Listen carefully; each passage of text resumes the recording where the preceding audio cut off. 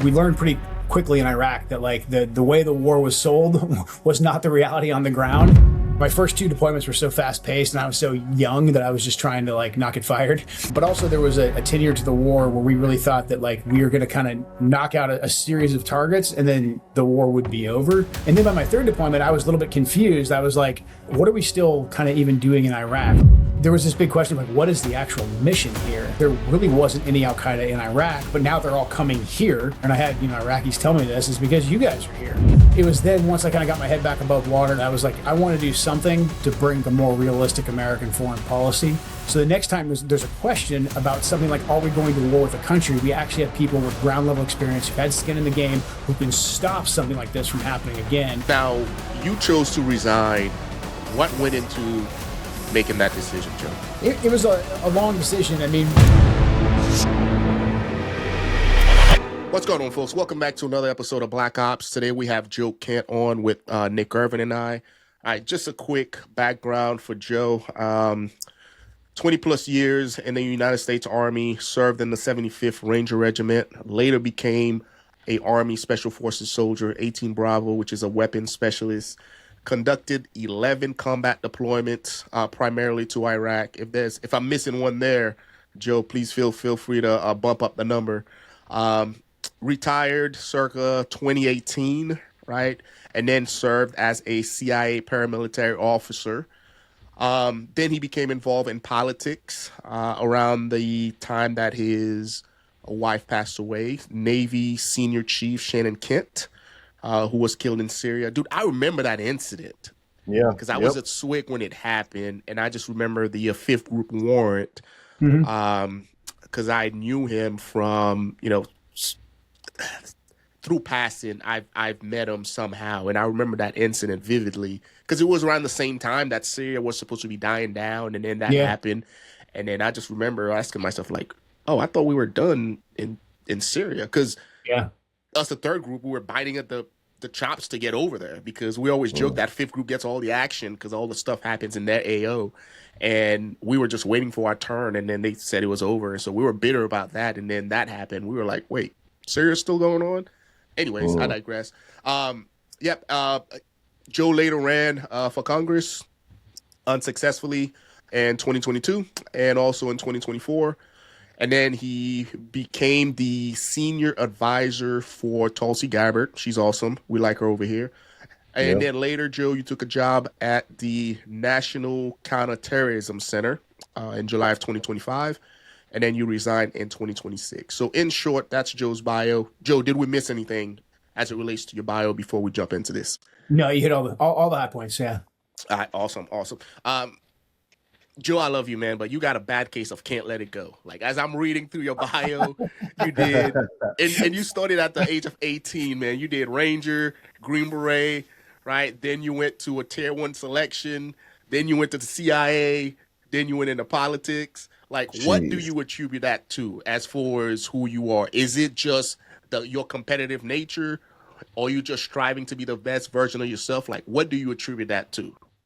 Man, that's a good question. That's a good way to describe it too. I think I've always wanted to, number one, serve my country. We serve with so many just stellar guys, and we, unfortunately serve with so many who gave their last full measure and who are no longer with us, that I always feel like there's more that I could be doing. And especially as I got further along in my career, I said, hey, all these experiences that I had, I want to use them to benefit not just the next generation of warriors, but also to continue to serve my country. So for me, it's a continual service thing, but there's definitely like a competitive aspect there that I think all soft guys kind of have, that can both be a blessing, but I think if we don't balance it properly, it can definitely lead to all kinds of bad things. So it's something that I constantly have to check, with myself and with my family. Like, am I doing this to serve my country, or am I doing this because like I just got to keep going because that's just, how I am.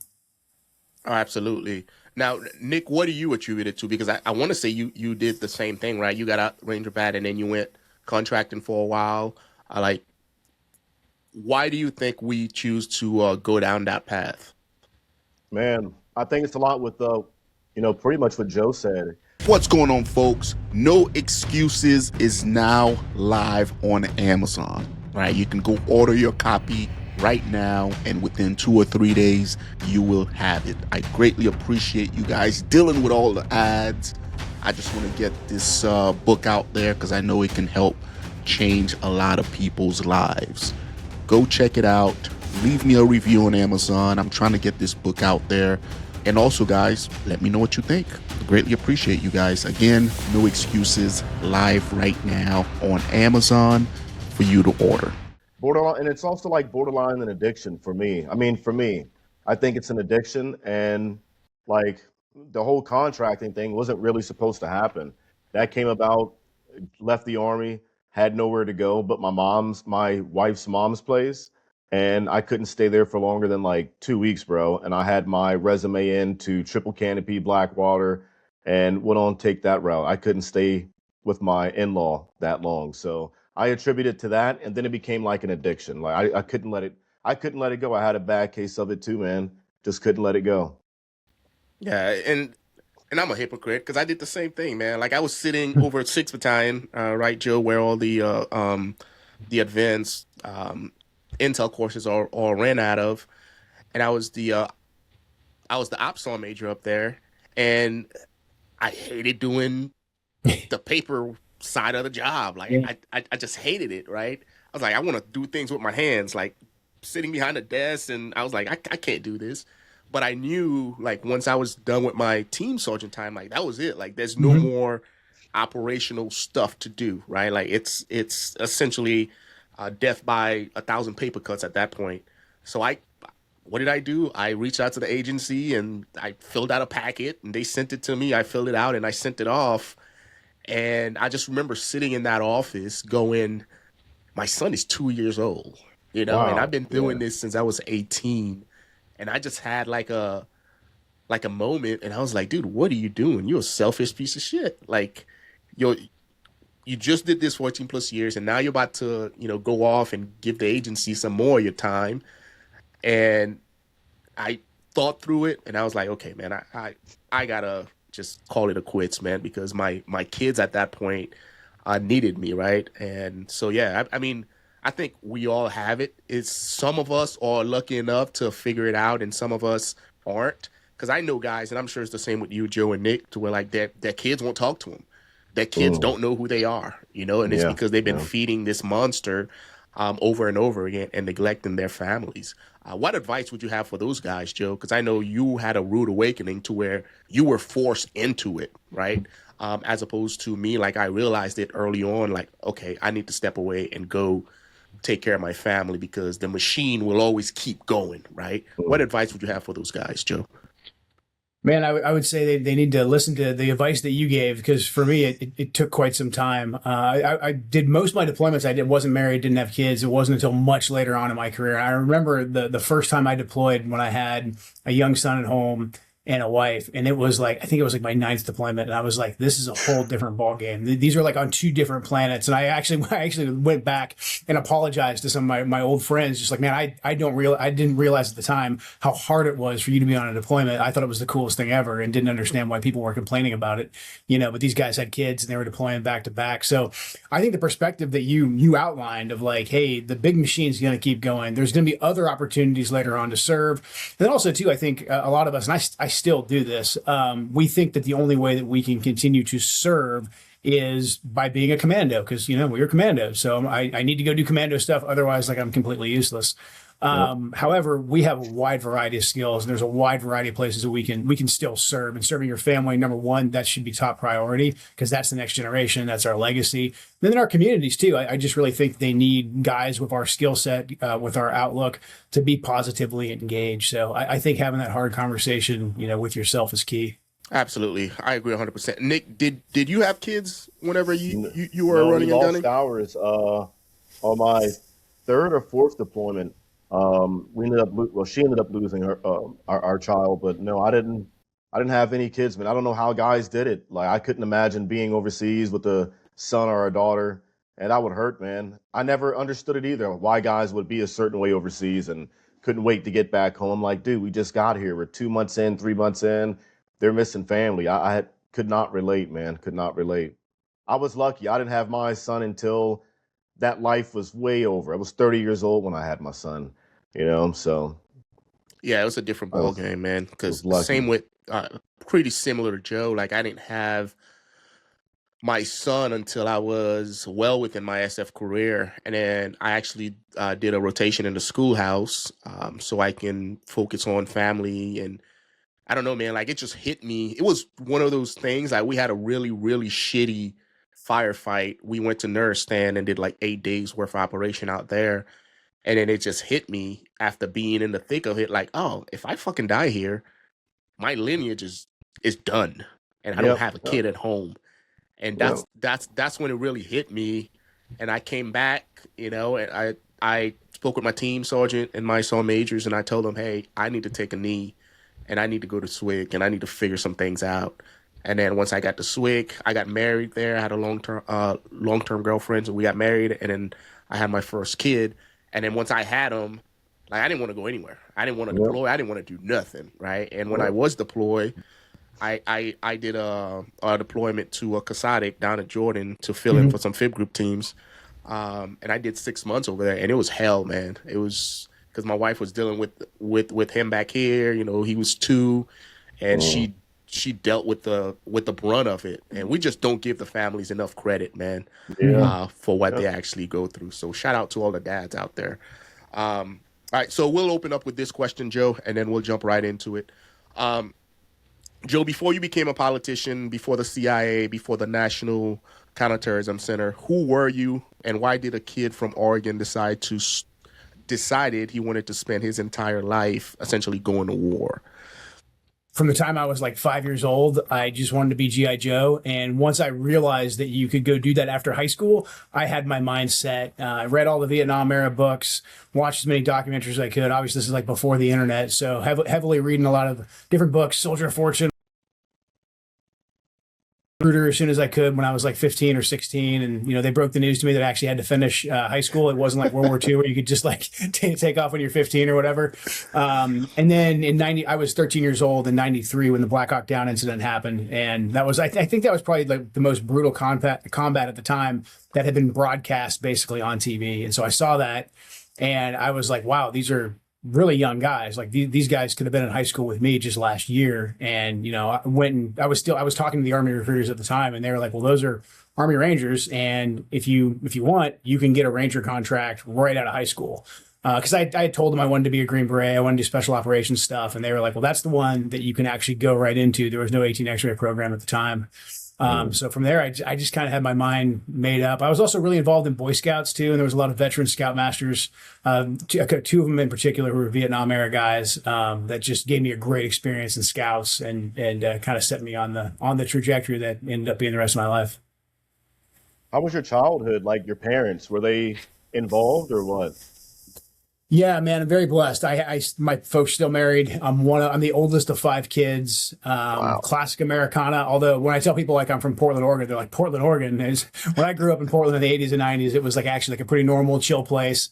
You know, Boy Scouts, sports, all those types of things, you know, local church community.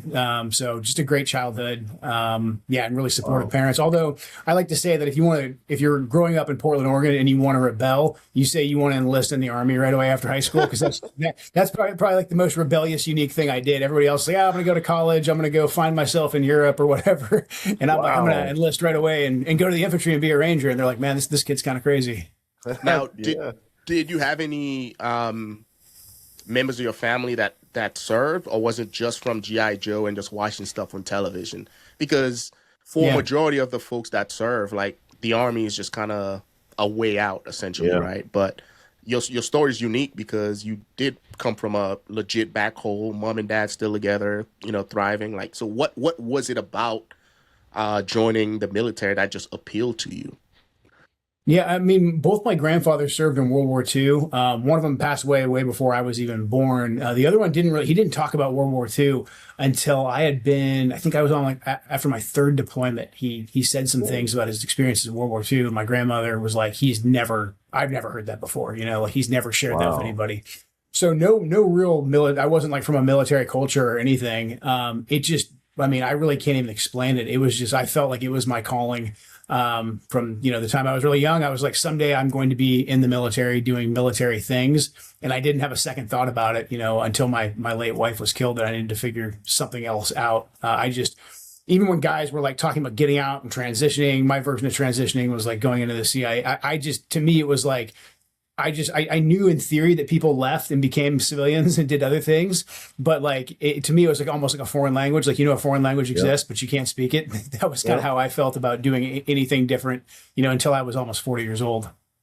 Oh, wow. Absolutely. That's why we always say on this channel that it's almost like warriors are meant to do this. Regardless of where you're at, you're going to gravitate towards that lifestyle. I think it was Chris McCoy that said it best on this last episode that Nick and I did with him. It's like there's always going to be a Joe Kent, a Nick Irving. Even when we're no longer around, there's going to be another version of us in the future, just like there were a version of us, doing, Greek times when Alexander the Great was doing his thing. It's almost like the universe has already made that decision, right? And here you are, good background. Nick and I are from shady background, but we still found a way to serve at the highest level, right? It just goes to show, regardless of who you are, if you're meant to do this, you will, Now, Joe, what would you say was the biggest difference between Ranger life and SF life? Like, what would you say was the biggest difference? The structure and just the discipline. The cultures were very different. There was no 18 X-ray program when I went to SF, and then Ranger Regiment.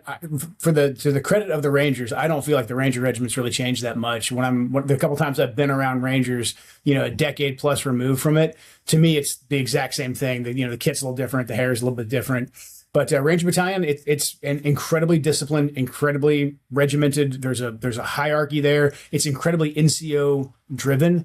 I actually didn't really know. I knew in theory what officers did, but I really didn't know what officers did at all for my first couple of years in the military, until I went to the Q course, and then kind of had to open up my aperture and deploy and see what like a captain and a major, et cetera, did. But that's, I think, one of the great things about Ranger Regiment. It is a true Spartan warrior culture. Like, your job is to be in shape. Your job is to know your weapon system and be tactically sound. So I love that, but I was looking for something a little bit more, unconventional. When I got to SF, there hadn't been SF babies really since like I think the early 80s. And so everybody on my team, they had done like 10 plus years in the regular army, from the infantry, most of them for combat arms. And so to me, they were just like much older. Most of them were almost in their 30s. And the culture was very, very laid back, very flat rank structure. Everybody was first names, but there was a quiet professionalism there where no one's going to tell you exactly what to do and when to do it, like in Ranger Battalion. But if you didn't do the right thing, like, you literally would just find your shit out in the team room, in the hallway outside the team room. So culturally, they felt very different, but there still was that, that competitive warrior ethos and like, you're only as good as your last mission mentality. Absolutely. Nick, what's the biggest difference between all the different Ranger battalions and the location? Now, I'm talking more so about culture, because I know within group ourselves, we have our own dynamics, right? First groups, they're known as the weirdos, right? Those dudes are just out of Thailand doing weird stuff, right? Third group, fighting group. Fifth group, fighting group. Seventh group, Lion America, second wives, a whole nother family. And then 10th group, skiers, vacation in Europe. Like, we all have our dynamic. What is it for Ranger Battalion? Man, that's a good question. I would say Rob was at 3rd Ranger Battalion underneath the flagpole of the 75th. Like, I think that was the very strict battalion. When I was in, like, we got cool missions, I think, because of that. But it was this very strict battalion. You had the 1st Ranger Battalion, the Beach Boys. They had the good hair, always at the beach in Savannah. And then you have, I think, 2nd Ranger Battalion when I was in. Those were just the guys with the long hair who had to endure Washington State. But they had long hair, very chill, laid back, surfer, skier type vibe. For me, that's what I never, served with guys from 2nd. We were mainly like 1st and 3rd. 3rd was the beach boy, party boys. We were the strict ones, couldn't get in trouble. And 2nd Ranger Battalion was like the laid back, chill, so far away from the flagpole, they could almost do whatever they want. That's what it seems like. longer Yeah, hair. and I want to say Nick came after you, Joe. Was it like that while you were there? Yeah, that was about the general vibes. And to Nick's point, right after 9/11, I was in SFAS, but we got back and we got the hype that we were gonna go jump into Afghanistan. And then as we were like loading the pallets and getting ready for this big mission, we watched 3rd Ranger Battalion jump in on TV. The old hands at 2nd Ranger Battalion were like, this is just like Mogadishu or whatever else, where 3rd Bat was there and they got put in regardless of what the actual rotation was supposed to be. There was parts of 2nd Bat that were forward deployed already for training when 9/11 happened, and so we thought like this is our time. And then sure enough, like we watched 375 jump in. And it's like, okay, well, I don't know if we're going to get to play. And there was actually a big pause there where nobody else really got in on the action. I mean, it's funny to say now, we've been at war constantly for, 2 decades plus. But at the time, we were all like, oh, man, that was it. That was the Panama of our era. And like, those are the only dudes that are going to actually have been like in a firefight. Wow. Now, Joe, how many guys actually quit at SFAS after 9/11 happened? Because if I remember correctly, you were in like day 2 of the selection course. I don't know the exact numbers. The cadre did come out. It's weird, though, because this was the late 90s. This is early 2000s, so just into 2001. And so, like, there hadn't really been a serious war minus some little brush fires here and there. So when the cadre came out and they were like, this is a historic event. You guys don't understand because you're here, you're students. But this is probably going to send most of you off to war. They said that, and I just don't think it resonated with a lot of people. So I think we still ended up probably having about the same attrition as most other SFAS classes, but I'm not really sure. It would be cool to go back and like pull the stats on that if there was a spike. I know they keep pretty strict data out there at SFAS. That'd be interesting to see if there was a spike because of quitters. Because the cadre talked about it, but that late 90s, early 2000s mentality, all of us just thought like there was going to be maybe a Panama, maybe a Grenada, Mogadishu, whatever, and then we'd go back to a decade apiece. Why would you quit during that time? Scared to go to war as a Green Beret, or really? Well, you figure most of the guys that are at selection, dude, I've seen people go to selection for the craziest stuff. Like when my selection course, there were a bunch of guys there that were trying to dodge deployments. Really? The units were getting ready to go down range, and they went to selection just to avoid missing the movement date or just miss it entirely. And of course, they go there and they fail immediately because they think it's a joke, and it's not. By day 2 or day 3, they're done. But people go to selection because it's a DA selected course, so your leaders can't keep you from going, right? So you can go to that course, and then of course, guys go there not knowing what to expect, and by day 2, they're like, "Oh God, I'd rather go on deployment," and then they end up getting weeded out. So guys go there for the craziest reason.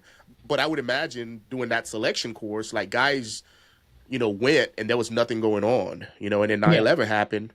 Now they're like, oh, war is on the horizon, and then the guys that don't want that life, they probably end up, quitting. Yeah, just coming out of Ranger Regiment, you're so sheltered, like in a good way. That I remember day 1 when I showed up for like the PT test at SFAS, and there's like 200, 300, there's a ton of people there, and just talking to the other guys, I figured it'd kind of be like mostly infantry and combat arms guys, but I was really surprised. I was like, man, there's a lot of dudes here who I don't think they know what they're getting into, because there's guys who are like cooks and mechanics and pack clerks, etc. Some of them made it, but a lot of them, I think, ended up, after the first PT test, the first road march, they were like, hey, this isn't for me. So I think those first couple of days, we had a lot of attrition. I'm not sure if it was because of 9/11, but I think a lot of it's just because, like you said, it's a DA select course where like it's open to the entire army, and you probably saw it, Jay. There's just a bunch of people who they got no idea what they're getting into, and after a day or two, they're like, all right, this is not for me. Absolutely. Nick, have you ever seen in Ranger Battalion? You ever seen anybody like bitch out? Like when it came to war and the bullets start flying, or was it pretty consistent across the board? Just one guy. He was a new guy, came into, it was our second deployment. We were deployed to Mosul, Iraq back in 2007, and we got into a pretty good gunfight, and he like curled up underneath in the vehicle of the striker. Behind that driver's seat, that little like tunnel of death, he was curled up underneath there. We had the 50 cal gunner and the TC behind him, and I was in the driver's hatch, and he curled up underneath right in that little crawl space. We had 375 or 275 rockets like bouncing skipping off the pavement in front of us. We had, pretty good dings and tings on the Striker and went dry on ammo. The Kiowa helicopters went dry. They were doing strafing runs with their M4s on full auto and hanging out the pilot seat. So yeah, it was a pretty good 8-hour firefight, and he bitched out like halfway into it. You know what we call that guy? Normal. He's the normal one. Yeah, he didn't stay. I mean, he was gone after that, but yeah, he didn't stay. Oh man, yeah, he's the normal one out of the bunch, right?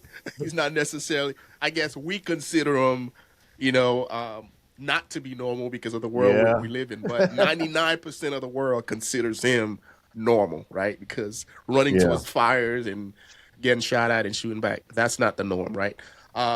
We'll switch gears a little bit. Joe, what did the CIA teach you about war that the military couldn't? Good question. So I had a lot of exposure working with the agency before I actually went over there. So you guys know downrange, we work from quite a bit. And I was pretty fascinated with them because, we learned pretty quickly in Iraq that like the way the war was sold was not the reality on the ground. So I was immediately fascinated, like who are these guys? Like how'd they get it wrong? Like how do we collect better intelligence? So what I learned from the CIA was just the kind of the difference in your ground level CIA guys, your case officers, what the case officer's job is, getting out there and actually collecting the intelligence, but then really the level at which the CIA looks at things versus like the more tactical nitty gritty level that an ODA or even later on when Ranger Regiment got their own intel collectors as well, the way that we would look at intelligence and just the different perspectives that would give us. That was kind of like one of the big things I liked about SF is that we would straddle it kind of at the same time, like very, very tactical all the way up to strategically what was taking place on the battlefield. So the agency, I think, gave me a really good perspective of what the consumers in Washington, D.C., the type of questions they ask. That's what the CIA is going to go collect. So I was able to see kind of full cycle of that later on in my career when I was at the National Counterterrorism Center and working with the DNI. But the agency is very good, I think, at human intelligence. It's what their bread and butter is.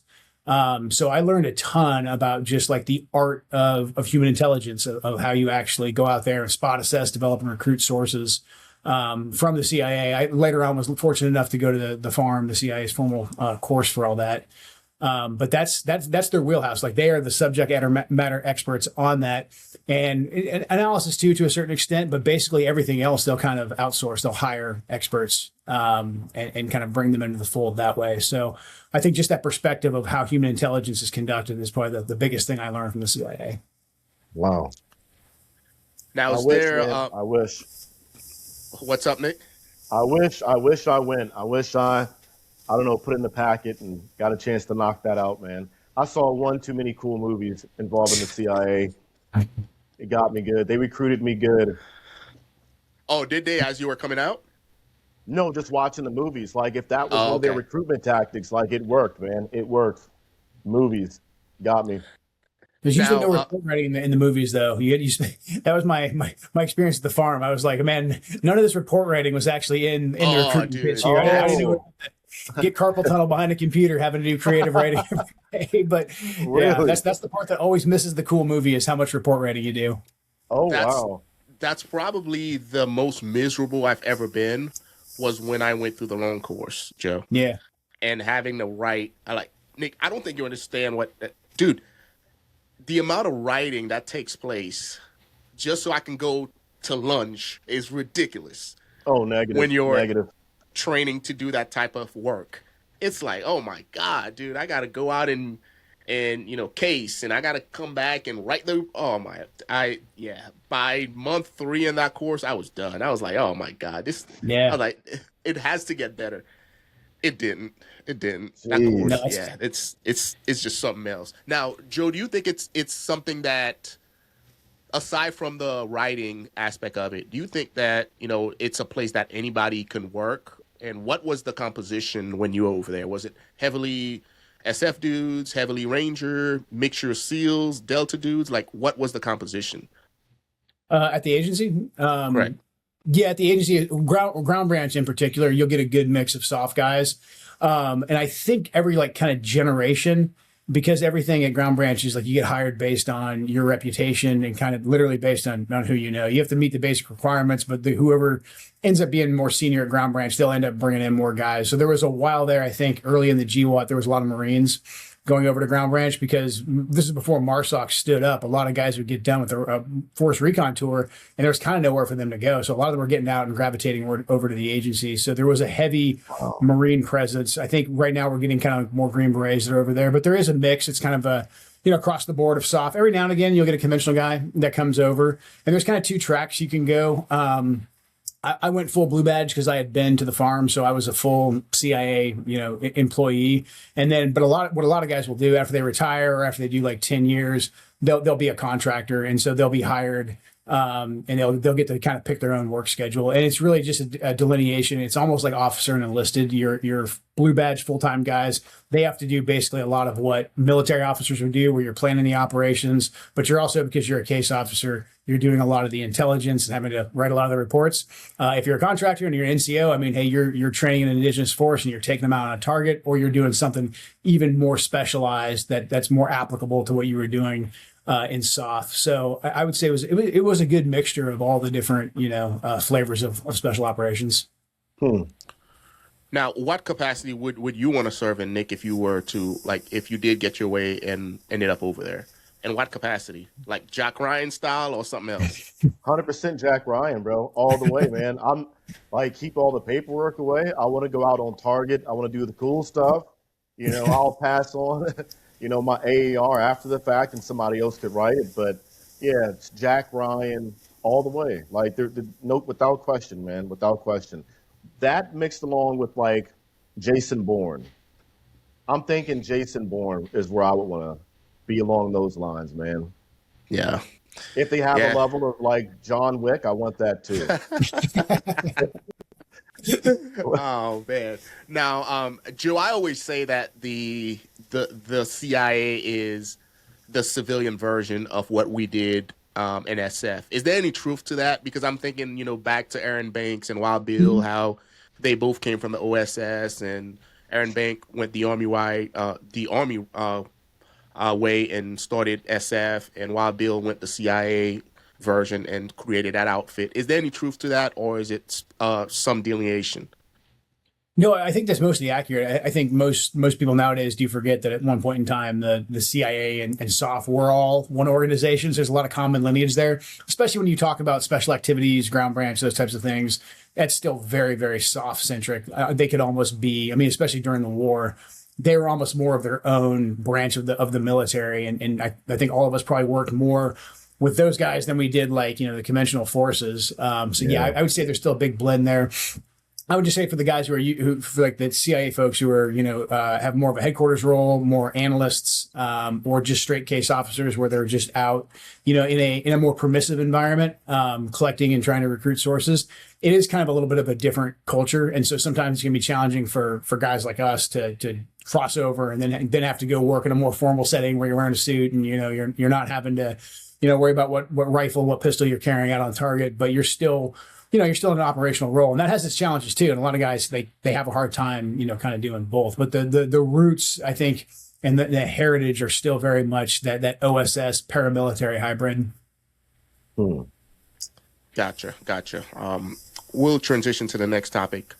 Nick, you had any questions about CIA or anything we've covered so far? I know I'm flying through it. I want to make sure conversation as minimal as possible. Yeah, I don't need anybody looking at my search history. I'm good, bro. Oh man.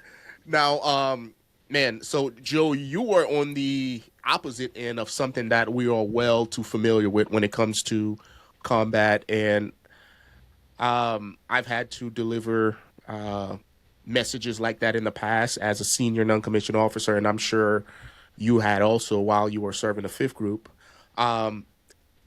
Take me back to the day that you found out your wife, Shannon Kent, was dead. Like, how was that experience for you? Yeah, it was unconventional. I was actually deployed as well. So I was only supposed to be on a shorter trip. This is when I had already crossed over to the agency, but I was on deployment in the Middle East, not in Syria. But I was actually out that day, you know, not kicking in doors or anything, but still kind of outside the wire, doing some reconnaissance type of stuff. I came back to our small little compound, and a friend of mine who was my boss, a guy I had actually been on an ODA with, he had crossed over a couple of years before me to the agency. He just pulled me aside and he said, "Hey, I'm going to tell you what we know right now. There's been a suicide bombing in Syria, and there's 2 females that have been killed. 2 American females have been killed. Do you know where Shannon is?" Because he knew my wife as well. He knew my kids. And I knew that she was in Manbridge where the suicide bombing was. So we spent like the next hour trying to get a hold of her, and then receive confirmation that it was her who was killed. So, you know, I think being overseas, I was still kind of able to compartmentalize my emotions a lot more than had I just been sitting in my living room with my kids. So I kind of still had a mission to do. I had to get home, and then I knew what was going to happen. Like you said, from being on the other side, I knew that a bunch of strangers were about ready to go knock on her parents' door. So I made a decision that I was going to call her mom and tell her mom myself, as opposed to having, you know, a random guy in a uniform show up at the door. So yeah, that first 24, 48 hours with getting out of country and having to do all that, it was almost like being on a mission, just because the adrenaline was still going. And then also I just felt, you know, like I was in the wrong spot. Like my kids were 1 and 3, they're with my parents, but I was like, kind of like you when you were much smarter than me when you were sitting in the room. I was like, man, you are incredibly selfish for being over here right now and thinking that your mission was more important, and you needed to be here. You should be with your kids right now. Like, had I gotten killed, my kids would be orphans. So my whole mission at that point was to get home as fast as possible to my sons. That's crazy, man. It's man, leading up to that point. Well, after that incident, did the word making the ultimate sacrifice mean something different to you? Because it's something that we always say, right? He made the ultimate sacrifice. He did. Like, how did those words hit differently after it was someone that you love? You know, because again, we have teammates that has passed. You know, Nick has had best friends that's passed away. For me, it's just it just hits different when it's like your wife, you know, the mother of your kids, and now you have kids that's never going to see their parent or their mom again, right? Like, how did the meaning to those words change for you at that point? It changed quite a bit. I mean, it was always real because, you know, I had, like you guys said, I'd lost a lot of good friends. And so those words always meant a lot to me, but now it was just much more personal. Like, now those words were truly part of our family's story. They were part of my kids' lives. They're still part of my kids' lives. They're part of my life. So I think just like the permanence and like almost the eternity of the words, they just make them much more heavy. And it's something that, you know, it's just always kind of with you. So yeah, it just makes it a part of our daily reality for the family. Absolutely. Now, at what point, because I know that was the incident that kind of, I guess, opened your lenses up a little bit and you started looking at the bigger picture, right? So at what point did you start believing that America was being lied to as far as the type of missions that we were doing? Because, of course, we're all veterans of the GWOT era, right? Iraq, Afghanistan. For me, they got me through 9/11, right? I think it was the same with Nick. After that happened, I was like, sign me up, I'm gone. So at what point did you start to see, wait, something's not right here? You know what I mean? Especially for somebody like you that spent a lot of time in intelligence. At what point did it start to, like, your spidey senses started to go off, like, hey, like, something's not going on right? Like something's going on here. Yeah. I mean, there was varying phases and varying degrees of severity for me. I think by my third deployment, like 2005 timeframe, I was, you know, my first 2 deployments were so fast paced and I was so young that I was just trying to like not get fired, and do the right thing. And everything was very tactical then as well. But also there was a tenure to the war where we really thought that like we were going to kind of knock out a series of targets and then the war would be over.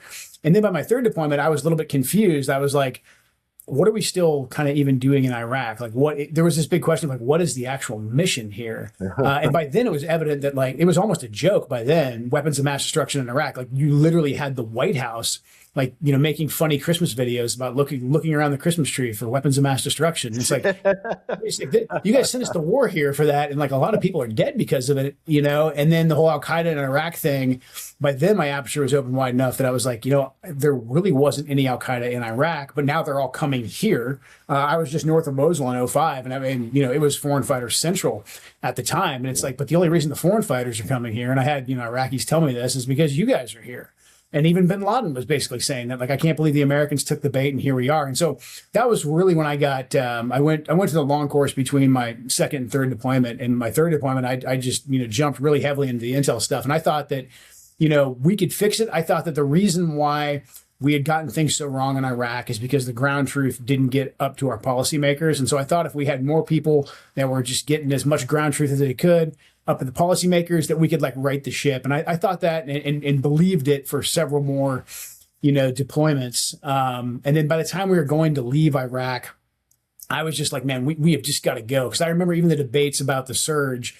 And I remember just at a gut instinct level, I was like, the surge is just to get more guys killed. I was like, the problem is right now we've got a bunch of insurgents that can set IEDs on these roads, and we've got conventional army guys driving 31 flavors of Baskin Robbins from one fob to the next. Like, if the IEDs are a threat, pull out the vast majority of these guys, leave enough of us here to collect intel on them and kill them, and then we got to get the heck out of here. And then so by the time we finally left Iraq, and then just the way that we had, you know, screwed up and installed basically an Iranian-backed Shia government, and, you know, we could kind of see somewhere in the near future there was going to be a Sunni backlash to that. I was just like, man, we have gotten these things wrong. We've gotten the way that we look at our security wrong. But I still felt like, hey, this is my duty to continue to kind of climb the ranks on the intel side. So the next time, and we can get into this, is kind of like what, you know, culminated with me ended up resigning from the administration. So the next time there's a question about something like, are we going to war with a country? We actually have people with ground level experience who've had skin in the game who can stop something like this from happening again. And then, you know, Shannon was killed, and you said it, she was killed about a month after Trump tried to get our troops out of Syria the first time. A big reason why I supported Trump in 2016 was when he went after Jeb Bush on the debate stage about how big of a mistake the Iraq war was. And I was like, the guy from The Apprentice understands foreign policy better than all the experts. Like, that's my guy. If he's going to speak that truth, like, I'm here for it. And then he basically attempted to do what he was running on and get our troops out of Syria. And I watched, you know, the military and the agency and like a lot of unelected officials, you know, shake their head and say, no, we can't leave Syria. You know, the president doesn't know what he's doing. And then a month later, you know, my late wife and 3 other Americans are killed as a result. And so, it was then, once I kind of got my head back above water after losing her, that I was like, I want to do something to bring about like a more realistic American foreign policy. So it was kind of an evolution for me. It didn't happen overnight. I certainly supported the war at the very, very beginning. But yeah, that's kind of how I arrived at where I am today. Yeah. Two question. Nick, do you believe that the global war on terrorism made America safer? No, I don't. I don't think it made it. I think it opened up a can of worms when it comes to like how many people have always hated Americans or America and what it stands for. I think that kind of just like put a little bit of fire under their butt a little bit to, you know, potentially make them hate us more. And I think it also opened up a can of worms when it comes to like our freedoms as Americans, the Constitution. You know, after that, we had the Patriot Act passed, and I think that stepped on a lot of our Americans' toes and our freedoms, and it just keeps on compiling on top of that. When I say it opened up a can of worms, I think that's what it did more than anything else when it comes to hurting us. And Joe, how does one go about like no shit defining like the president's orders? Like, I thought commander in chief speaks and general make shit happen, right? Team sergeant speaks and all the different guys go to work to accomplish that mission, right? Platoon sergeant speaks, guy execute. And maybe it's what's the word I'm looking for? I can't think of it right now, but I thought that's how it worked all the way up to the highest level, right? That's why we have chain of command. The president says execute, everybody below him execute. But I heard you mention that, you know, when he said, hey, we're pulling out of Syria, there was still some defiance to where his end state didn't get meat. Like, is that a thing in the political spectrum? Yeah, I mean, like the Pentagon, obviously, the Department of Defense is huge, but then so is the entire U.S. government, and so it's really challenging for anybody at the top of those organizations, the Secretary of Defense, the President, to be able to say, hey, I want you guys to do X, Y, and Z the way that we would like in the team room or in a platoon, and have it done. It's just such a massive organization that if the leadership isn't diligent enough about going and checking in on making sure like what he had just said was his priority is actually being executed, it probably just won't get done. And sometimes that's like, nefarious. Sometimes there's some malintent there, but a lot of times it's just because the organization is so big that you've got to make sure those orders actually trickle down. And in the case of Syria, the president basically ran on getting us out of these conflicts, and the defense apparatus was very much against that. Both Republican and Democrat, they believe that we should basically be over in these locations kind of indefinitely, and that we should never withdraw. And so they were freaked out when Trump tried to get our troops out of Syria. They freaked out when he cut the deal, the Doha Accords to get us out of Afghanistan. And so there was a lot of bureaucratic resistance there that was taking place. And so I, having a kind of a ground level view of that from both the CIA and the military, I was pretty disgusted because I thought the same thing that you did. I was like, well, if the commander in chief said get them out of Syria because we're done, then like why aren't they getting them out of Syria? But by that point, I had some experience, and I remember how much resistance there was to the first Iraq withdrawal. We were basically forced out because we didn't actually have a status of forces agreement, so we couldn't stay. But there was a lot of momentum in 2011 within the Department of Defense to try and kind of like justify our existence, to say like, no, we have to be here. And I saw the same thing happening over and over again in Syria. But that's one of the big downsides we have with just how big the bureaucracy is, and especially when you're talking about the Department of Defense and the intelligence community, where there's a lot of compartmentalization, there's a lot of secrecy. It's really hard for the political leadership, regardless of what party they're from, to actually execute what the American people hired them for, which is why you have political appointees, which I later had the perspective of being one.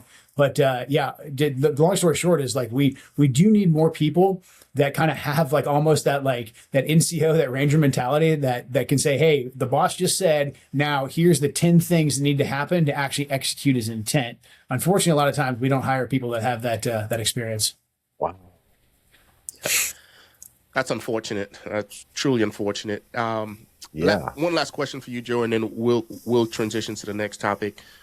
What do you tell your kids when they ask you like, why did their mom get killed, essentially? Because I know, looking back at it, Iraq was a shit show, Syria was a shit show. Like, how do you justify to them, like, hey, mom died doing something just, or something that means something, right? Because hell, man, the old boy that was chopping dude's head off, now he's the president of Syria and he's up in the White House.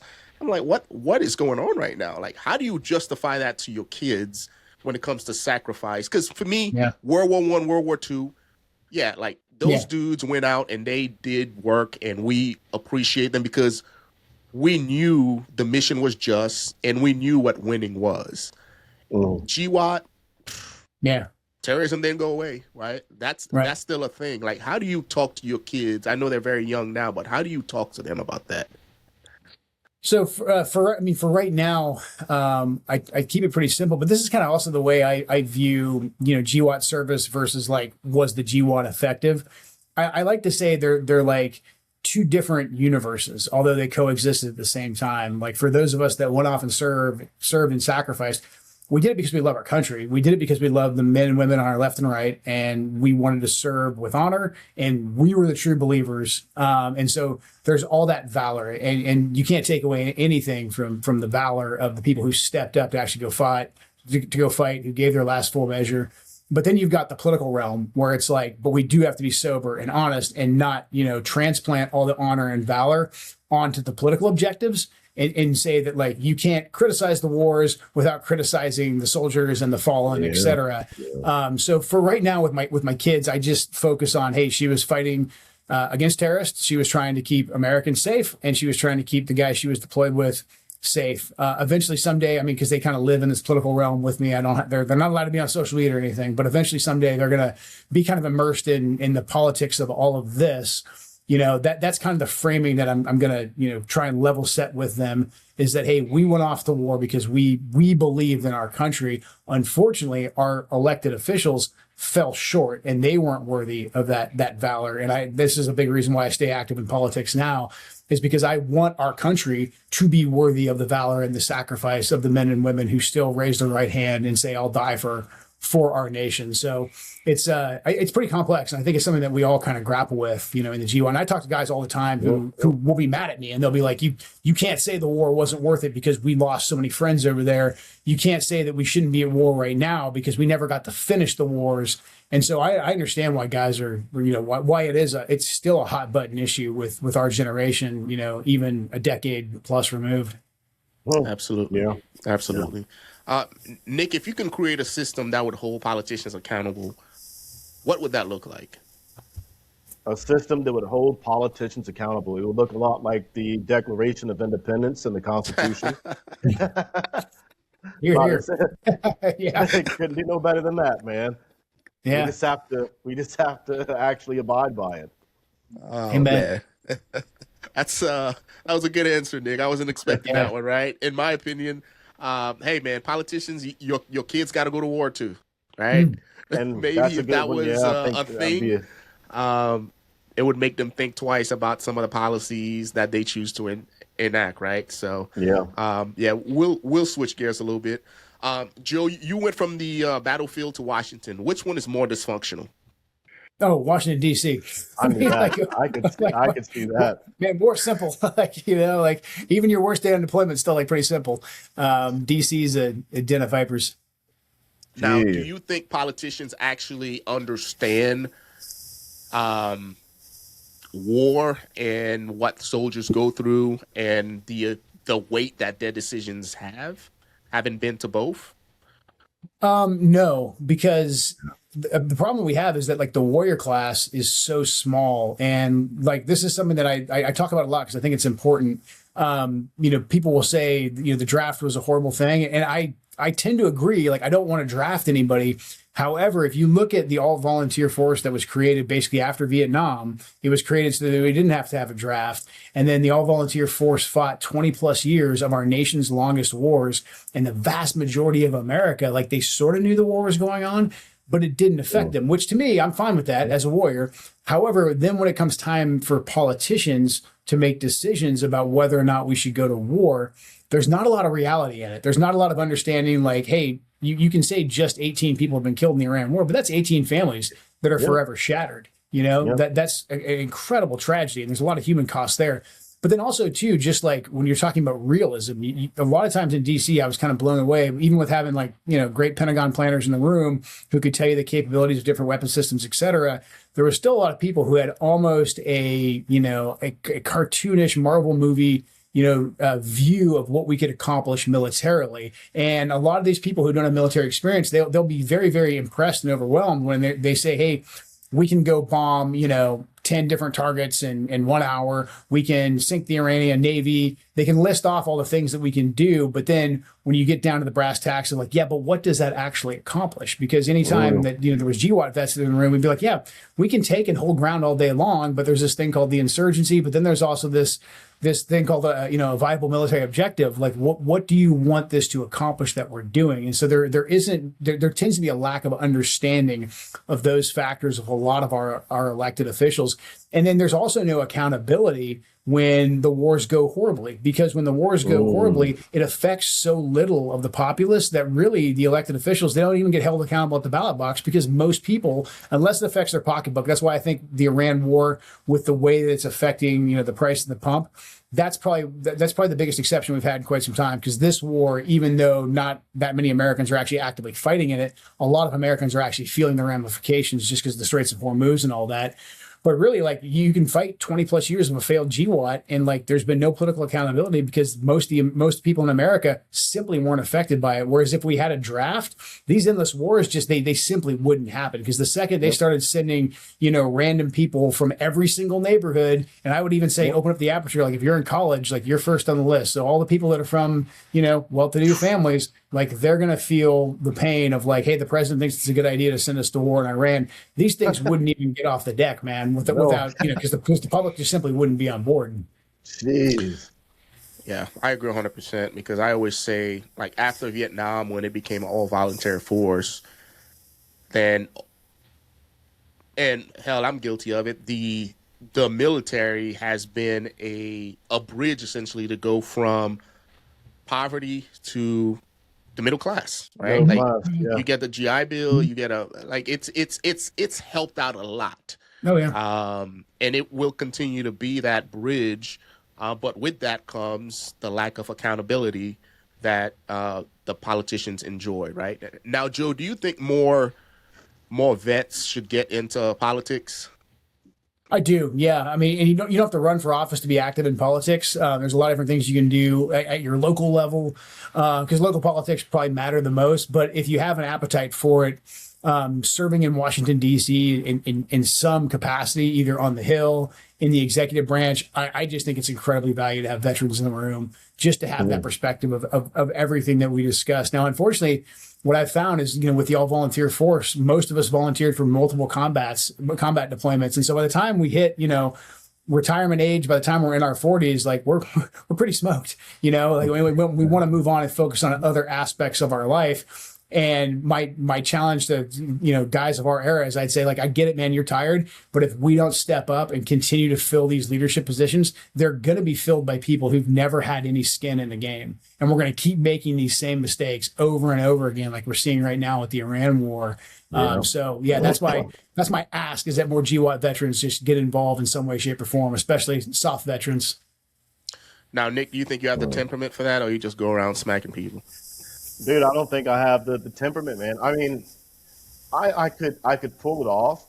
It'd be a very short stint. I could pull it off, but I just don't think I have the appetite for it, though, man. I don't think that the drama, the back and forth, the pettiness, from what I see on TV, I don't think I have the stomach for it, man. And, bringing my family into it, I don't think they would want to go through that.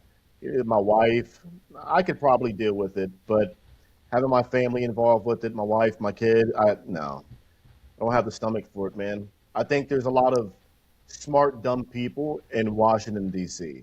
Like, they're okay. So you get what I'm saying? Yeah, I think there's a lot of smart, dumb people. I don't like being around people like that for too long. Yep. Now, Joe, what did you have to change about you to be able to deal with the pettiness, with the smart, dumb people? Because again, like, coming from a background where, like, we literally break shit for a living, whether it's human beings or just physical things, like, how did you navigate that? Because to me, like, I see the clips, and we'll get to that in a little bit, people calling you a coward, people calling you this because of what happened with your last position. And I'm like, man, Joe used to kill people for a living. Like, what is going on? You know what I mean? Like, how did you change your mindset and your mannerism to be able to take all that criticism? Yeah.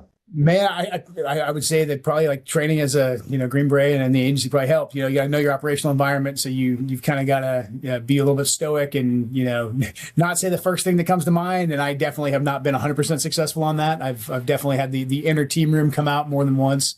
But it's tough, man. It really is, because it's just a different operational environment. So that's kind of what I would always tell myself. Like, it's basically it's a foreign culture that I need to adapt to, and it's a different operational environment, and try and figure out how to navigate that. Try and do all the things that we would do in SF. Basically, like, if you're in a new culture, figure out what their traditions and their customs are, and try and figure out how you can blend in and respect that enough and understand it enough that it doesn't completely and totally ambush you and surprise you. Hats off to you, man. I got a lot more maturing to do before I get to that point, because like, I'm quick to snatch people up, and I can't just go around snatching people, especially when they say things I don't like. But as I'm watching it, unfold, I was like, man, Joe's doing a good job. Like, people are talking shit. I'm like, yes. Now, granted, they're not doing it to your face. Yeah, that's the thing. It's usually online. So yeah. All right, we'll transition to this intelligence controversy that took place in 2025. Now, Joe, you were accused of pressuring intelligence analysts to change an assessment because it didn't support the administration's position while you were working with Tulsi Gabbard. What actually happened there? So the IC is a funny place. At ODNI, the Office of the Director of National Intelligence, they kind of have the final pen on a lot of analytical products because they're supposed to represent the consensus of all 18 intelligence agencies. And so we were looking at Venezuela, Trinidad and Tobago. This is when the president was designating the cartels and Trinidad and Tobago as a terrorist organization.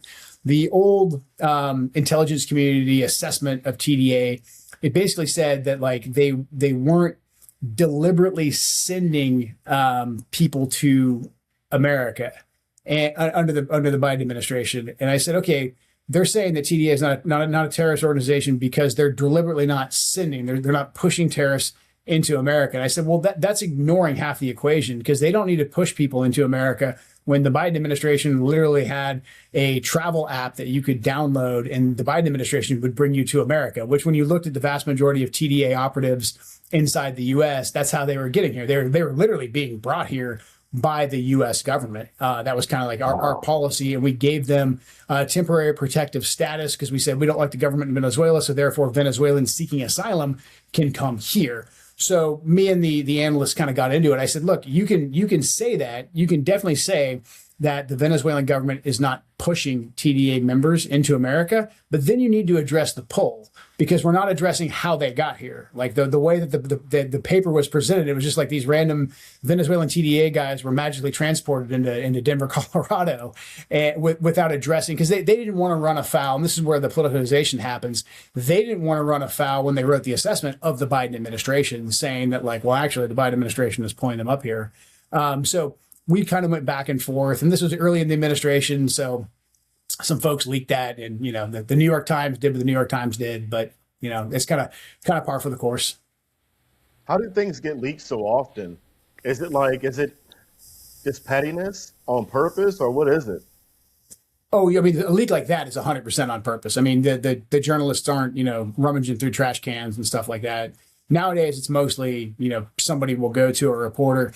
This is an interesting workaround that I learned. Now, if you're in the intelligence community, like when I was a CIA officer, like most of those people will not talk to journalists at all because they're worried about like their next polygraph. They're worried about getting caught, like leaking classified information. It's a big deal. The workaround there is the Senate and the congressional staffers who have clearances to provide oversight. They don't have the same standards. The elected congressmen, the elected senators, they can basically say, hey, this individual, this staffer, he's designated. They'll get basically a cursory background check to make sure they're not a felon or like a foreign spy. But they're not going to get a polygraph. They're not going to get any kind of hard questioning as to whether or not they leak something to a reporter. So there's a game that's played in Washington, D.C., where political operatives in one of the intelligence agencies will go to a friend who works on the Hill and say, hey, you should really go read this report that just got published. And then that's how it will trickle out. And then technically, the person in the IC didn't violate, they told the staffer that happens to have a clearance, hey, go read this report if you're looking for X, Y, and Z. The next thing you know, that staffer goes to report. There's all kinds of little games like this that get played that I learned about in the last year and a half. But that to me is probably where like the biggest hole is. And it's hard because like, how do you fix that?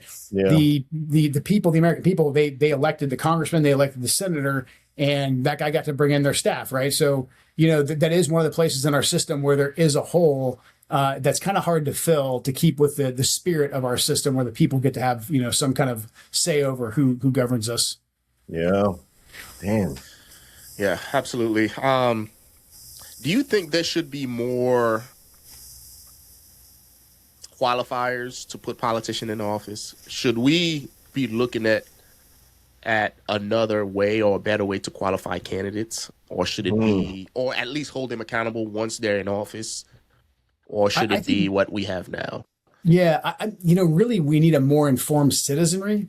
We need people who understand like what the job description of the position they're voting for is. In particular, when people vote for a president, there's a lot of different cultural issues and domestic issues that get put in. People fight about abortion, they fight about transgender, they fight about healthcare. And a lot of these things, the president can sort of do some things on, but most of those really divisive issues, they're kind of decided down ballot. They're decided like in Congress, but even federally at Congress, not really. Most of those issues, those cultural hot button issues, they're really state and local issues. Like your governor, your state legislature, your own school board individually has more say over that type of stuff than like the president does, but yet they want us fighting over those cultural issues, because on like the really big issues of whether or not, you know, we go to war with Iran, whether or not we keep the war going in Ukraine against Russia, and how we order the economy, like where the corporations get their tax breaks. Unfortunately, by and large, what we've seen is that the two major parties, they actually agree on that.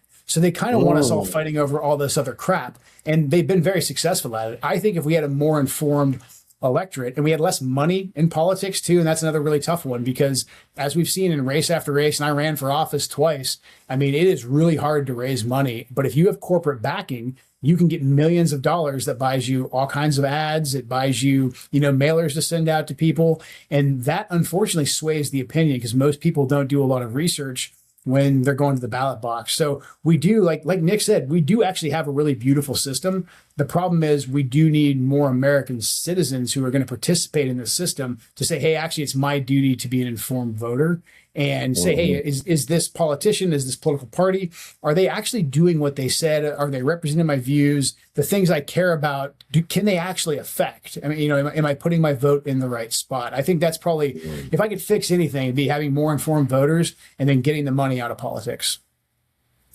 Yeah, I think we have a great system, but just like everything else, I think we do a horrible job at accounting for the human factor. Even in the military, we have SOPs for everything. Hey, if this happens, we're going to do this. If this happens, we're going to do that. But the human factor of it, like, what do you do when a dude's cowards and hides under the Humvee and we're getting shot at? What do you do when you're like a politician? He gets in office and does nothing that he ran on. You know, like, what do you do? Yeah. There's no system in place, I guess, to remove or account for those human factors. So, but again, we all have faith in America, so we'll see what happens next. Now, Joe, what was the decision process going into accepting the position for the NCTC? Like, what was that like? You got the call, and did you think about it? Did you talk to your family about it? Like, what was that like for you? Yeah, so right after Trump won in 24, I had been talking with Tulsi a bit. Tulsi and I had some mutual friends. When she deployed with Third Group, had some mutual friends there. And then also politically, we were kind of connected to each other from being on the Tucker Carlson show, talking about war and politics and stuff. And so she actually came out and helped campaign with me in Washington State. And then as she was getting ready to go in the administration, her and I had talked, and I said, hey, you know, if you need help with anything, just let me know. I'd be more than happy to, you know, come out and help. And so right when Trump won, I came out and helped out with the transition. And her and I had talked about a couple different positions. And my attitude was basically just like, I'm here for the mission. Like, I'll go wherever you think I best fit. Because, you know, in politics, there's always a lot of people that are angling for this job or that job. And I was just like, hey, let me come be value added. And then as we kind of got into the coming in January 20th, you know, she said, hey, I think National Counterterrorism Center, you know, fits your background very well. And so, you know, went through that. You have to go, it's a Senate confirmed position. So I had to go meet with all the different senators that were on the Intelligence Committee. And then go get grilled by all of them publicly, which was an interesting experience. Learned a lot from that. And then, hey, that fair school experience came in. Yeah. I was going to say, you can finish your thoughts, Joe. I didn't mean to cut you off. That was it. Yeah. So then, yeah, took the nomination, got through the nomination process, and yeah, it was pretty straightforward after that. Okay. Now, having worked there and having seen what you've seen, without compromising yourself, what's the biggest thing that keeps you up at night, based on what you've experienced while you were in that position? As far as threats to the United States, threats to our society, like, what keeps you up at night? Scared? Yeah. Should I be scared? Aliens, well, I mean, right? There's a couple. The big one for me right now is we've had a really hard time, I think, admitting over the years that a lot of our actions overseas, they do result in us creating more terrorists than there was before. And this has been studied over and over again. A lot of our foreign policies do generate a lot of terrorism. And to say that out loud, people say, oh, you're just excusing terrorism. You know, that's what the terrorists themselves say. I do think it's important to listen to what our enemies say. And consistently, we have seen that when we take big military actions like we're taking in Iran right now, that there is going to be a blowback effect. So right now, I'm very concerned that the way that we've conducted ourselves in this war in Iran, in particular, killing the supreme leader who was the head of state, members of his family, the tragic strike we did against the girls' school in Iran. I'm afraid that these things are going to result in blowback terrorism here. We already saw, like in the last 2 years, all the acts of domestic terrorism that were linked to some form of, radical Islam. The vast majority of those perpetrators, they cited what was taking place in Gaza and America's support for Israel and the way that the Israelis were conducting themselves in Gaza. They cited that as a reason for their attacks. Again, that doesn't justify their attacks. Obviously, stop them, kill them if we have to. However, just the sheer amount of war that we are involved in right now in the Middle East, I am afraid, because of the proliferation of social media and how easy it is to communicate right now and how powerful those images are, that we are going to create more homegrown terrorists here. Because back in the day, Al-Qaeda, they had to have a cell, and when cells have to operate and communicate, we're pretty good at penetrating them. The way that people can be radicalized now online by looking at images of, the bombing campaigns we're doing in Iran, what's taking place in Gaza.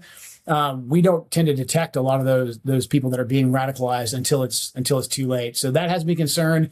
Just also too, under the Biden administration, we did have an open border for 4 years. And so there is a ton of people who had links to terrorist organizations that came into our country that we still just simply haven't located. Unfortunately, that's just the nature of having an open border for 4 years. Jeez, man. Now, having been there, having done it, Joe, why do you think we are operating with that particular SOP? That being, we go into country X, destabilize, and then we see what happens. And it's been happening since, hell, man. Like, we did it in Vietnam, didn't learn anything from it, right? We did it in Iraq, didn't learn anything from it. We did it in Afghanistan, didn't learn anything from it. Now we're doing it with Iran. Like, why is that playbook the one that we're sticking to? Right. And all we've done is essentially create additional problem, right? We take out Saddam. What happened? Of course, 20 plus year war, and then we leave ISIS, right? We go to Afghanistan. We did what we did there. Left. Taliban has control of that entire country. Like, why are we doing the same thing over and over? It's almost like here at the lowest level, Nick and I joke about it. Like, man, if we can see this clear as day, why can't the people that are put in these positions with degrees on top of degrees, like, what are they not seeing? Like, do they see it, or they just don't want to pay attention to it? Like, why do you think that is, Joe? I mean, the purpose of any system is what the system actually does, not what the system says it's going to do. So, I mean, just pattern recognition.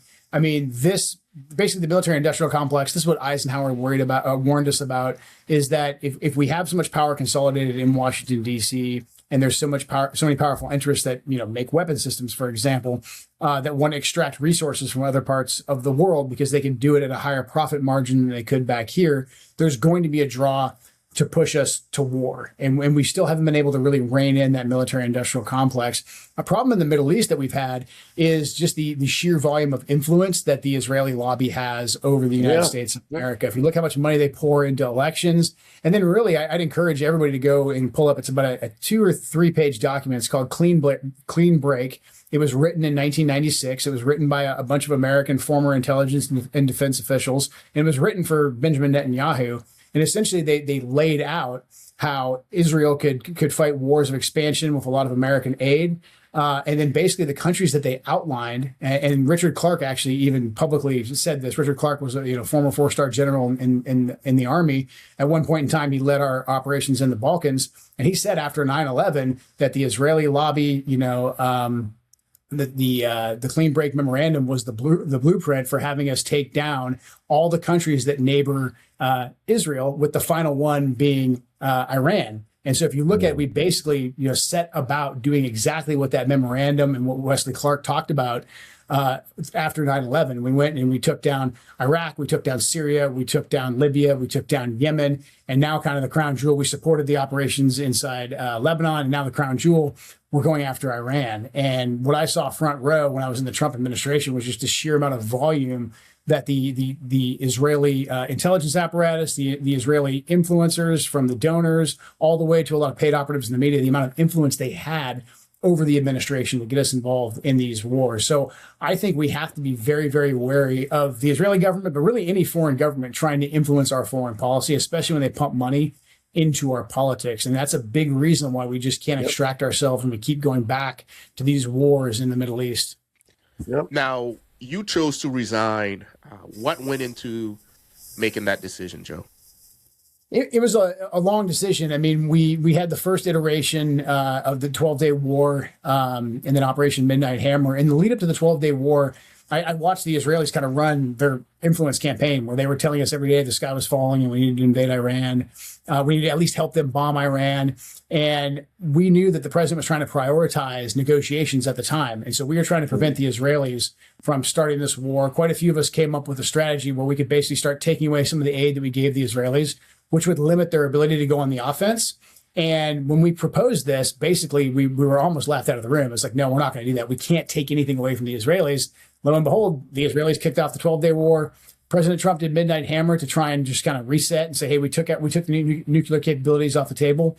But then watching for the next several months, the Israelis continue to pressure President Trump to get involved in this conflict. I was just disgusted that we were even tolerating, a foreign government coming in and lobbying us to go off the war. So when the war started, you worked for about 2 weeks trying to figure out if we could get the president to just off-ramp like he did with Midnight Hammer. And once that became evident and once the casualties started coming in, I just knew that, number one, this is against basically everything that I've stood for publicly, us being involved in another war in the Middle East, seeing that it wasn't our government that got us involved in this. This was our government being pulled in by the Israelis.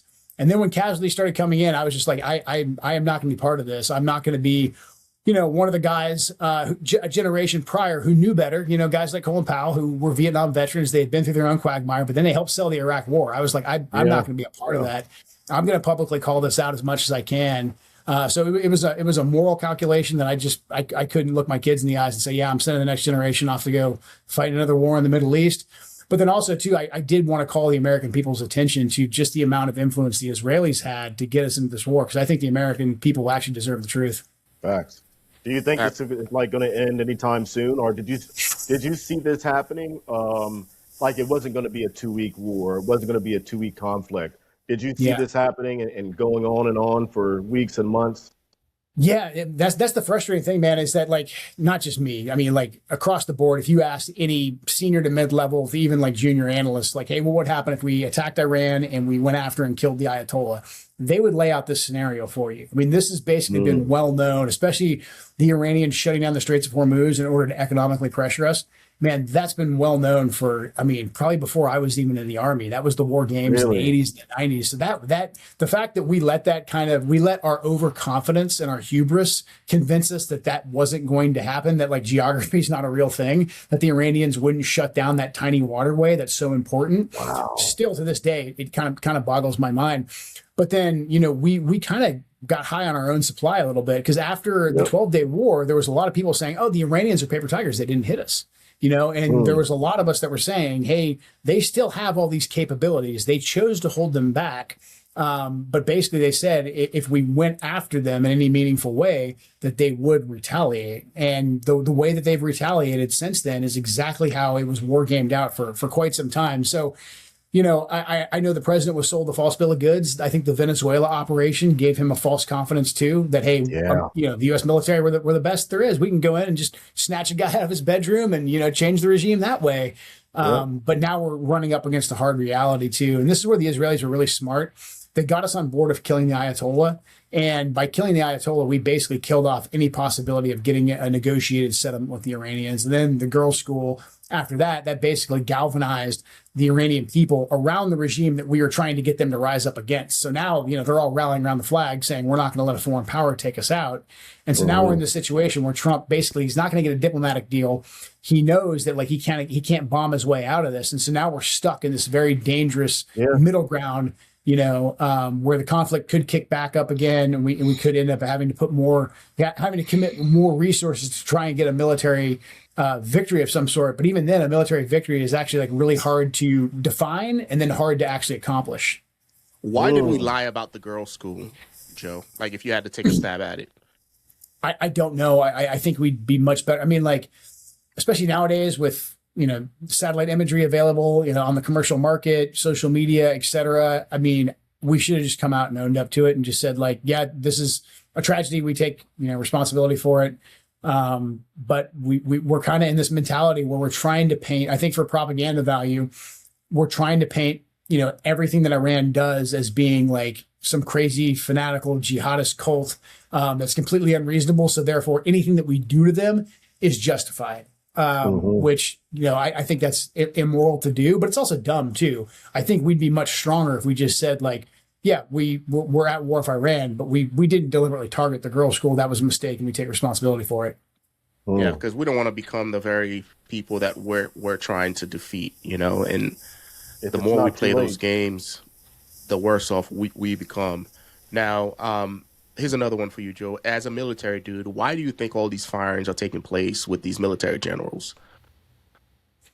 It's a good question. I mean, I think that there's just a lot of for one, there's kind of two things. There was a lot of bloat in the Pentagon. There still probably is. And so I think as we start calling out a lot of the top ranks, I think overall that is probably a good thing. Now, unfortunately, though, because of the Iran war and the way that a lot of, people in the Pentagon and the intelligence community have been warning about the dangers of the Iran war, I think a lot of the guys that are getting called off right now are probably some of the ones who are a little bit more courageous and vocal, who said like, hey, we don't have, enough munitions for this. Hey, this is going to have bad second and third order effects. I think because those guys popped their heads up, they kind of got whacked off first. As opposed to probably some of the more, politically savvy, but not as brave, senior brass that we should be calling and getting rid of. So, it's hard to say because I know there is a lot of bloat at the Pentagon. So overall, I do support us trimming down some of those numbers. But I think this war has just been such a lightning rod that I'm not entirely sure we're getting rid of a lot of the right people. Yeah.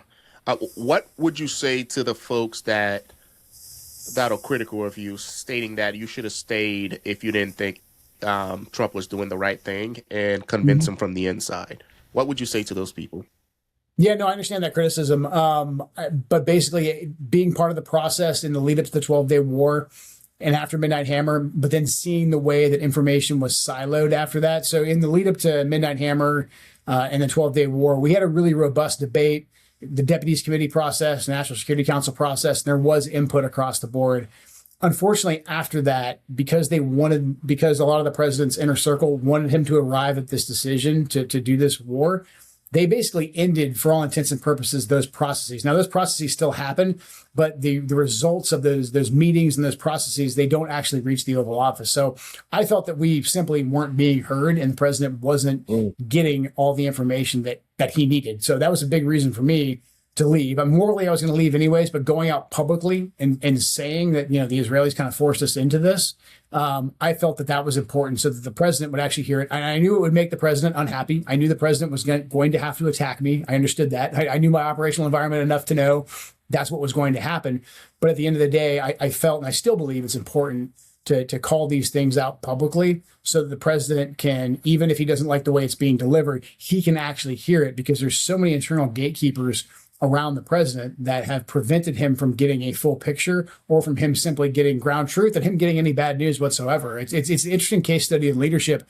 Coming from our culture, I'm pretty used to and comfortable with, as a leader, friction. I'm used to people saying like, hey, you're wrong and here's why. Like, here's what the enemy's going to do and here's why your plan sucks. Like, for me, that's another day at the office. Unfortunately, people that don't have our background or haven't been in the military or in a more dynamic environment, they tend towards wanting to please the principal, especially when the principal is the president. And so they do a lot of like, yes, sir, everything's going great because your plan's so great. And so as a way to penetrate through that, I said, hey, I am going to go out publicly and call a lot of these things out. And if I take some flack and I take some hate because of it, so be it. What would you say to the folks that says that you're on the take, like you're getting paid to vocally speak against the president? Because if you are, Joe, I'll take some of the, So.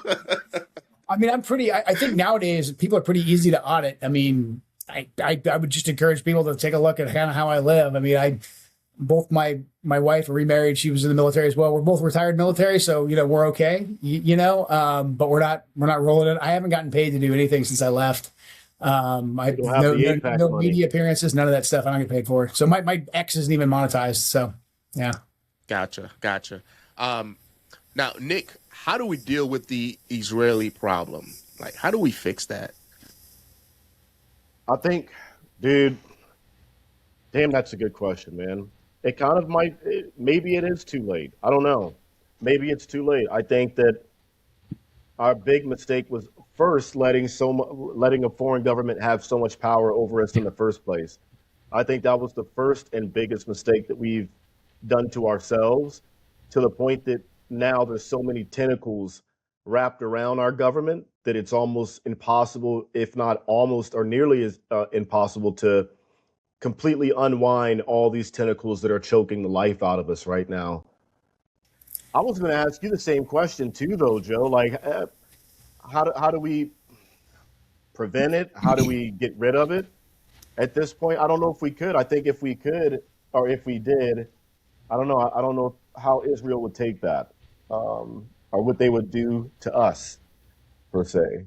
Yeah, I mean, the best thing that we can do is continue to spread the information. I think with social media and with the younger generation not being able to be programmed by like Fox News and the New York Times, that's huge. Because like, Thomas Massie, Republican out in Kentucky, he lost his primary because the Israeli lobby spent somewhere close to $30 million against him. But if you look at the demographic breakdown of how he lost that race basically just with the baby boomer generation, who tends to be more active in politics, the older generation does, than the younger generation. But basically everybody from age like 55 and down, they voted for Massie. So the future is seeing through this whole issue. So that gives us some hope. And I think the more vocal we are and the more people that are out there on social media saying, hey, I'm looking into these individual congressmen, I'm seeing where they're getting their money from and exposing, like that AIPAC tracker account that's on X, and they're on a couple different social media platforms, and they lay out how much money all these different politicians are receiving just from AIPAC. And AIPAC's probably going to change its name. It's going to try and hide the funding somewhere, but people are pretty good at doing follow the money and going through the FEC reports. So I think the more sunlight that we put on this issue, and the more we hold politicians and candidates to a standard of like, you cannot be taking money, from any foreign lobby, but especially the Israelis have the most money right now. But in the future, it could be a different government. But then also when you have, parts of the National Defense Authorization Act that are trying to give the Israelis access to some of our most sensitive intelligence, like that has got to be, just gutted out. And like no member of the House or Senate should be able to vote on that without hearing it from their constituents, of having their phone lines lit up and their town halls, like just full of angry people. So again, education and activism, I think, from the people is the right answer. This is a hard question, Joe. I've been struggling with it, right? So how do we speak with the young generation of soldiers, Marine airmen that are currently involved in this conflict? Like, how do we coach, teach, and mentor them when we know what's going on behind the scenes? Like, how do we keep those guys motivated to do their job, right? Yeah. Do what they signed up to do what they swore an oath to, but yet we know the real reason for why they're there. Like, that's something that I struggle with because I do a lot of coaching and mentoring online, and it's a question that I struggle to answer. What would your feedback be to those guys? That is a hard one, man. But my feedback to them is like, hey, if you're wearing the uniform, you took oath to support and defend, like your job is to do that and follow all your lawful orders. But also to bring back your brothers and sisters on your left and right. Like, so do your job well. And this is where I think it's more of a call to action for our generation that are not in the uniform anymore, but we did fight. It's our turn to have their backs because, as much as America thanked us for our service and gave us great benefits, as much as I love the Vietnam veterans, a lot of them got beat down when they got home. So a lot of them did not get vocal. But then when the Iraq war kicked off, there was a handful of them who were vocal, but not a lot of them. A lot of them let the same lies kind of, percolate through the consciousness of the American people. And 9/11 was a big reason for that. So I understand that. But now that this war it's just so clear that it's wrong to our generation of GWOT vets, I think we got to tell those guys on active duty, like, hey, you guys just focus on coming home alive. Like, politically, we're going to have your guys' backs here, and we're going to call out how wrong this is. We're going to step up now that we're not the guys in the uniform to provide that political cover fire. Yeah. I don't think enough of us are. We need to. I like that. We need to step up more, man. That's a good way to look at it and a good way to fight it. Where do you see this going? Because we're in day 150 something? Something like that. Yeah, we're coming on 6 months. Yeah, like, how do we off-ramp? Because to me, and again, Joe, you were in some of the bigger rooms than Nick and I were in. And the crazy thing is, Like I'm 4 years removed from group, and I was able to sit down and just kind of war game how this was going to play out. And I came to the same conclusion that, man, they have no idea like how to fight this war and what's going to happen. Just because, hell, Joe, you grew up in fifth group. Like, it's a different type. Those people are different, man. Yeah. They are different out there. You know, Alexander the Great tried to do things to them over there, and he couldn't win. Like, Afghanistan is a different place. Yeah. There is no winning over there. They're just resilient people. And it's that entire region. And once we decided to, you know, undertake that mission, the first thing I said was, oh, this isn't going to end well. Because those people over there, the only way, no insurgency or no government has ever been toppled through an air campaign. Doesn't happen. And as soon as I realized that's what we were doing, was like, oh, they're going to try to bait us to putting troops on the ground. And as soon as that happened, Iraq, Afghanistan, we have two separate fronts of examples of what that's going to look like. And I saw it, and I'm not a 4-star general, nor do I play one on television, right? It's just me with my 20 plus years of experience, and I saw it. And I'm like, how are these generals up there not seeing this, you know? And how do you see this ending, Joe? Is it stalemate and we essentially exit on the international stage with a defeat? Because that's what Iran is going to mark it up as. How do you see us off-ramping this issue? So, I mean, my advice to the president from the very beginning has been just to declare victory and leave. I mean, leave and get our forces out of the way so they can't be hit and suck us back into the conflict. Something that we failed to do, and we failed to do this really in the GWOT as well, is we failed to say what our concrete objective was. Because, you know, this is what we always do. We always launch a fight, and then we kind of shift around and say, like, I don't really know, like, maybe we'll build a new government. Maybe our whole goal is just to get Al-Qaeda. We have a hard time specifically saying, like, this is our success criteria. This is how we get there, and this is when we know the success criteria is actually going to be met. We basically just kicked this war off, and then we just listed off a series of things that we bombed every day, and then we killed the leader, and then we said no, but we don't want to change the regime, but maybe we do want to change the regime. I mean, so we've kind of, I've said, and people get mad when I say this, I've said that this is basically a bombing campaign in search of a strategy. And so now in the last couple of days, especially since the memorandum of understanding, which we're not in anymore, but Trump came out in June when we got into the memorandum of understanding, and he basically said that the only thing he really cared about was the Straits of Hormuz being opened up again because we're in such economic peril. He said, I have to sign this deal because we're 4 weeks or a month and a half away from a major economic disaster here in America. So that to me means the only thing that actually matters, and I agree with this, is that we get the Straits of Hormuz opened up again and the flow of oil resumes before we hit, major economic disaster. If that's the case, I say pull our guys out, say, hey, the fighting's over. Trump has a lot of political power here in America where if he says I won, a lot of his followers are going to be like, yeah, we won. It was like actually the best war ever, which he should lean into that. The Iranians are going to say we won, but then you go to the Iranians quietly and you say, hey, look, you guys want sanctions relief. You want to be able to sell your oil in the market, and you want a bunch of these assets that we've had frozen since 1979 unfrozen. If you open the Straits of Hormuz back up again, we'll let you sell your oil in the market and we'll unfreeze your assets. And I think the Iranians are going to be incentivized then to say, oh, okay. Because Iran has shown throughout this entire conflict, like they're not crazed jihadis. They actually observe a pretty calculated escalation ladder. There's a rhyme and a reason why they do everything. And they have made a concerted effort the entire time to kind of have the moral high ground. So if we took the blockade out, that takes away the Iranians' ability to hit one of our ships to force us into the fight. But also that takes away their justification for charging at the Straits of Hormuz. Because if we're not there as the aggressors anymore, then, and if Iran continues to shake down ships, then basically they're like glorified al-Shabaab Somali pirates at that point, which they don't want to be. But if you say, hey, you guys open this whole thing up, it's win-win. It's good for you. It's good for us. You get some of your money back and commerce flows. You can now sell your oil in the open market. I think that's the president's best bet. Unfortunately, he's like kind of trapped in his own mind where he wants like a piece of paper from the Iranians that says like, we have a deal, so he can say that he has a deal. And the Iranians know this. And the Iranians, even just like 2 days ago, they said like, we're not giving Trump a deal. I mean, they came right out and said like, you're not getting a deal. And I think that's us failing to understand, like when we killed the Supreme Leader and we bombed the girls' schools and we killed a bunch of the negotiators over there, we're only dealing with hardcore guys right now. We got rid of the reasonable guys. Like, if the three of us were in the IRGC right now, I think we'd be in the campaign. We'd be in the camp of like, we got to punch them. We got to punch them hard. We got to make them retreat. Otherwise, they're just going to keep coming, because that's kind of what we've shown these guys. We've shown them that every time we say we want to, off ramp, we come right back and hit them again. So if I'm there in Iran and I'm in the IRGC, I'd be saying, like, don't accept anything from America. Let's take these guys down. And then domestically, too, the Iranian people right now, I think, are so furious and galvanized that even if there is a moderate in Iran who's like, let's cut a deal with the Americans, I think that's the last we hear of that guy. I think that guy's going to go, he's going to go away. Probably in a pretty bad place. So that's why I think Trump should just walk away, lean into his political power, and just say, hey, we're done. We won. And, later on he can, many years removed, he can say, yeah, it wasn't the best idea. Yeah. Yep.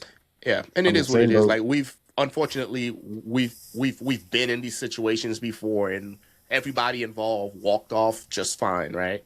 Iraq, Afghanistan, Vietnam, everybody's fine. So doing it one more time and then not doing it again, I don't think would hurt anybody's legacy, if that's what he's vying for. And a lot of people don't know this or don't realize this, and maybe you can educate me. I might be wrong, but the IRGC, whenever we were friends with Iran back in the 60s and the 70s, like, we were training the IRGC guys, right? Like, we were, because their intelligence apparatus, the CIA used to train them and do stuff with them all the time. And after the coup happened, like, those guys still stayed behind. And there's some of the same folks that we're probably dealing with today, right? So I might be off a little bit on that, but we just got to make sure we understand exactly who we're fighting with at the end of the day. But yeah, before we punch out of here, Joe, anything else we need to cover? Any alibis from you, Nick? No, man. I'm Team Joe Kent, like, since day one, man. When he put out his letter, bro, I was watching all the backlash. So I'm right. That would have been in the same boat, man. Same boat. Yeah. I have a little bit more pettiness and mouth. I would have not been able to keep quiet, but you did good, bro. You did good. I appreciate it, man. Thank you so much. I really appreciate that. No, man, I got nothing else. I appreciate you guys having me on. It's been great. For sure. Yeah, for sure, man. Because I remember seeing it also, and I was like, man, that's because, like, growing up the way we grew up, like, I use the team sergeant analogy, right? Like, if I have a guy that doesn't support my mission, the best thing that guy can do is leave, right? Because now we don't have what's called a shadow government within the administration. He's not trying to sabotage me behind my back, right? At least he's telling me face to face, man to man, like, hey, I don't support this and I'm leaving. That's the best thing you can do, as opposed to staying in on my team and undermining me at every turn. That just creates a horrible culture within the team itself. So that's the best thing that you could have done, Joe, and hats off to you for doing that. Thank you. But yeah, folks, we appreciate you guys tuning in to this segment of Black Ops. Let us know what you guys think. Joe can be reached on Instagram, X, and then you guys know where to find Nick, right? So we appreciate you guys, and until next time, take care of yourself.